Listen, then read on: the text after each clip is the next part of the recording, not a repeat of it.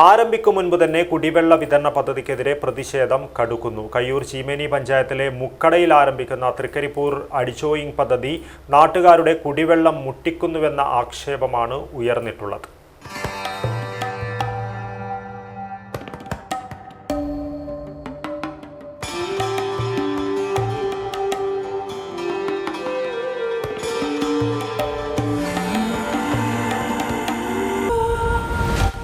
Shoppika weddings, the bridal legacy.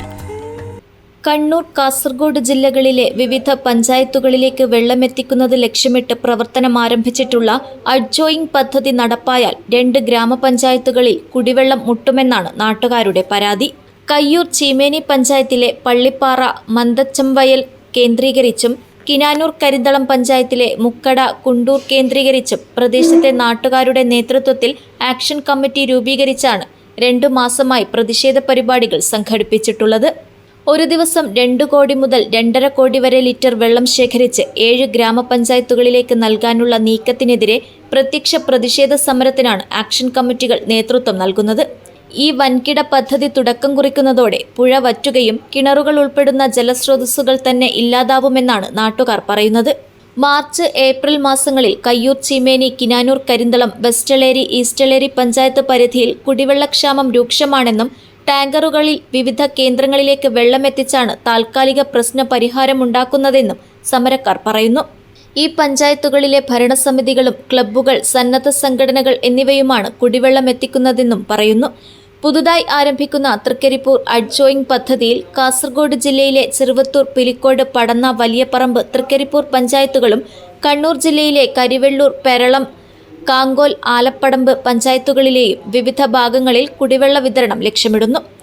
ഇതിന്റെ ഭാഗമായി പള്ളിപ്പാറയിൽ കൂറ്റൻ ജലസംഭരണിയുടെയും മുക്കട പഴയ തോണിക്കടവിൽ പമ്പിംഗ് സ്റ്റേഷന്റെയും നിർമ്മാണവും ആരംഭിച്ചിട്ടുണ്ട്. എന്നാൽ പദ്ധതി ഉപേക്ഷിക്കണമെന്നും പുഴ വറ്റുന്നതോടെ ഇരുകരകളിലുമുള്ള 100 കണക്കിന് കുടുംബങ്ങളുടെ കുടിവെള്ളം മുട്ടുകയും കൃഷിനാശത്തിന് കാരണമാവുകയും ചെയ്യുമെന്ന് 2 പഞ്ചായത്തുകളിലെയും ആക്ഷൻ കമ്മിറ്റി ഭാരവാഹികൾ പറഞ്ഞു. ആദ്യഘട്ടമായി പ്രശ്നങ്ങൾ പ്രാദേശിക ഭരണകൂടങ്ങളിലെ അധികൃതരുടെ ശ്രദ്ധയിൽപ്പെടുത്തിയ ആക്ഷൻ കമ്മിറ്റി ഭാരവാഹികൾ പ്രത്യക്ഷ സമരത്തിനിറങ്ങിയിട്ടുണ്ട്.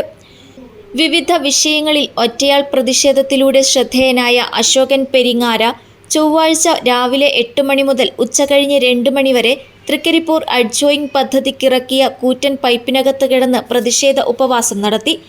ഇരുകരകളിലെ ആക്ഷൻ കമ്മിറ്റികളുടെ ഭാരവാഹികളും സമരത്തിന് പിന്തുണയുമായി എത്തി. ഒരു നാടിനെ ഇല്ലാതാക്കിക്കൊണ്ട് പല പ്രദേശത്തേക്കും ഒരു ജല അതോറിറ്റിയുടെ വകയിൽ ഒരു പദ്ധതി നടപ്പിലാക്കുന്നു നമ്മുടെ പ്രദേശത്ത്. ഇത് നാട്ടുകാർ സംഘടിക്കുകയും അതിനോട് അനുഭാവം പ്രകടിപ്പിച്ച് ഇന്ന് 6 മണിക്കൂർ ഈ പൈപ്പിൻ്റെ ഉള്ളിൽ കിടന്നുകൊണ്ട് ഒരു പ്രതിഷേധം നടത്തുകയാണ്. ഇങ്ങനെ പോയി കഴിഞ്ഞാൽ ഈ പൈപ്പിൽ ഇത്രയും വെള്ളം എടുത്തു കഴിഞ്ഞാൽ ഈ തേജസ്വിനി പുഴ ഉണ്ടാവില്ല. വരും കുട്ടികൾക്ക് ഒരു പേര് മാത്രമേ കേൾക്കാൻ വേണ്ടി കഴിയൂ.